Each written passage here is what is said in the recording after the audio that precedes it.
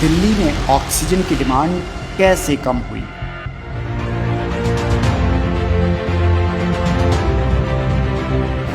लगातार ऑक्सीजन की डिमांड करने वाली दिल्ली ने क्यों कह दिया कि अब हमें नहीं चाहिए 582 टन से ज्यादा ऑक्सीजन।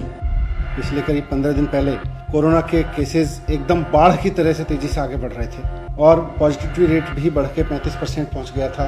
27-28 हज़ार तक पेशेंट्स की संख्या रही है दिल्ली में। तो एज ऑन टुडे अगर मैं देखूं तो पॉजिटिविटी रेट 14% आ चुका है और मरीजों की संख्या, डेली जो मरीज आ रहे हैं उनकी संख्या भी आज घट के 10,400 के करीब रह गई है।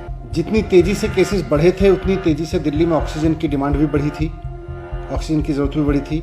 और अब जबकि केसेस तेजी से नीचे आए हैं तो अस्पतालों में बेड्स भी खाली हुए हैं और ऑक्सीजन की डिमांड में भी कमी आई है। जब ऑक्सीजन की बहुत ज़्यादा ज़रूरत थी तो हमने कैलकुलेशन करके देखा था कि उस समय के हिसाब से हमको 700 मीट्रिक टन ऑक्सीजन की ज़रूरत थी। आज हमने फिर से सारी चीज़ों को कैलकुलेट किया है और हमने ये देखा है कि दिल्ली में बेड ऑक्यूपेंसी और मौजूदा केसेस को देखते हुए, मौजूदा एडमिटेड पेशेंट्स को देखते हुए दिल्ली में ऑक्सीजन की ज़रूरत अब 582 मीट्रिक टन रह गई है।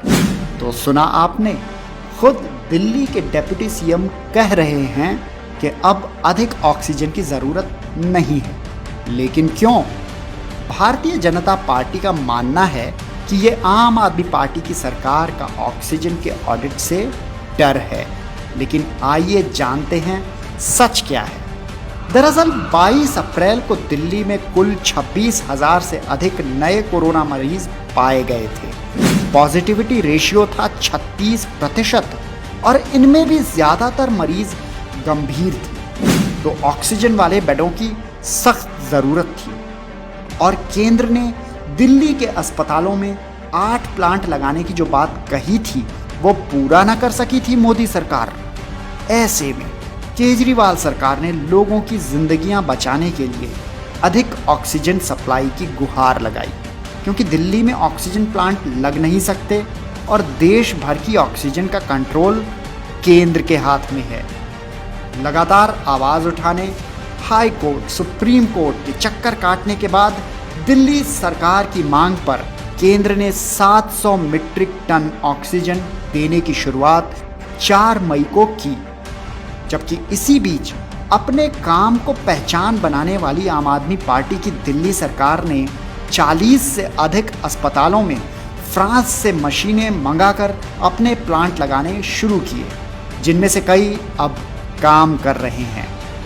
और इसके साथ ही कोरोना पर मुख्यमंत्री अरविंद केजरीवाल की लाजवाब प्लानिंग, बड़े फैसलों, बेहतर रणनीति और दिल्ली की जनता का अनुशासन से दिल्ली में कोरोना के मामले घटने लगे। 15 मई को तो केवल 11% पॉजिटिविटी रेशियो के साथ 6,500 मामले ही आए हैं। तो अब अधिक ऑक्सीजन का अरविंद केजरीवाल क्या करते? इसलिए उन्होंने ये सप्लाई अन्य राज्यों को देने को कह दिया। अब इसमें गलत क्या है भाई?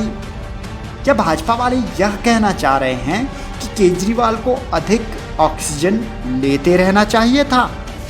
वैसे भाजपा से याद आया, उत्तर प्रदेश की राजधानी लखनऊ में कोरोना का तांडव आपको पता है। खुद मोदी जी का बनारस एक एक बेड को तड़प रहा है। गांव में लाशें गिर रही हैं, न दवा है, न बेड, न ऑक्सीजन, न आईसीयू और न टीकाकरण। हालात ये हैं कि गंगा व यमुना में लाशें बहाई जा रही हैं। मरीज इलाज के लिए दिल्ली की राह पकड़ रहे हैं। कमोबेश यही हालत भाजपा शासित राज्यों हरियाणा, बिहार, मध्य प्रदेश, गोवा और गुजरात की भी है। लेकिन ये भाजपाई केजरीवाल से कोरोना पर काबू कैसे पाएं, ये सीखने के बजाय टांग खिंचाई और झूठे आरोप लगाने में जुटे हैं। अरे शर्म करो, केजरीवाल से सीखो।